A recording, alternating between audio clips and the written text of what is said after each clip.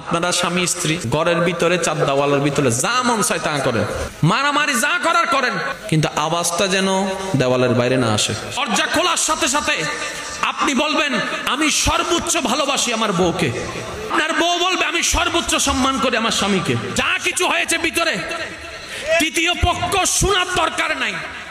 স্বামী স্ত্রীর ভিতরে কখনো তৃতীয় পক্ষকে সুযোগ দিবেন না, কারণ যত ঝামেলা সব তৃতীয় পক্ষের কারণে হয়। ভাই ভাইয়ের ঝগড়া আপনার এলাকায় আছে, দেখেন মামলা হয়েছে, মাঝখানে তৃতীয় পক্ষ আছে। বোনের চেহারা দেখে না, বোন ভাইয়ের চেহারা দেখে না, ভালো করে খেয়াল করেন, মাঝখানে তৃতীয় পক্ষ আছে। স্বামী স্ত্রীর মধ্যে ডিভোর্স এসেছে, মাঝখানে তৃতীয় পক্ষ।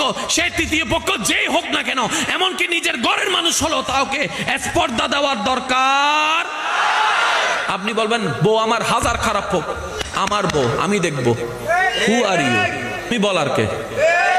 তুমি বলার কে? কারণ আমার বউয়ের দায়িত্ব আল্লাহ তোমাকে দেয় নাই, আমাকে দিয়েছে। এবার আপনার স্ত্রী আপনাকে স্বামী সম্পর্কে যা তা বলছে, আপনার স্বামী এমন করে অমন করে, আপনি শুধু এতটুকু বলবেন, হ্যাঁ আমি আমার জামাইরে বলছি যে 3-4টা প্রেম করতে, তো সমস্যা কি?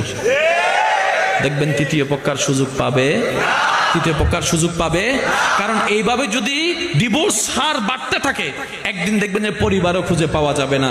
আপনি না হয় সুখের জন্য ডিভোর্স নিয়ে আলাদা হয়ে গেলেন, আপনারা না হয় আলাদা হয়ে গেলেন, ওই মাসুম ছোট বাচ্চাটা কি দোষ করলো যে মাকে হারাচ্ছে বাবার সাথে থেকে, বাবাকে হারাচ্ছে মার সাথে থেকে? সে তো কোনো অপরাধ করে নাই, ওই মাসুম বাচ্চা কেন শাস্তি পাবে?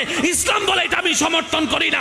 একসাথে মিলে থাকো, রবের রহমতকে আশা করো। হুয়াল্লাযী আনজালা সাকিনাতা ফি কুলুবিল মুমিনিন, রবের রহমতকে আশা করো।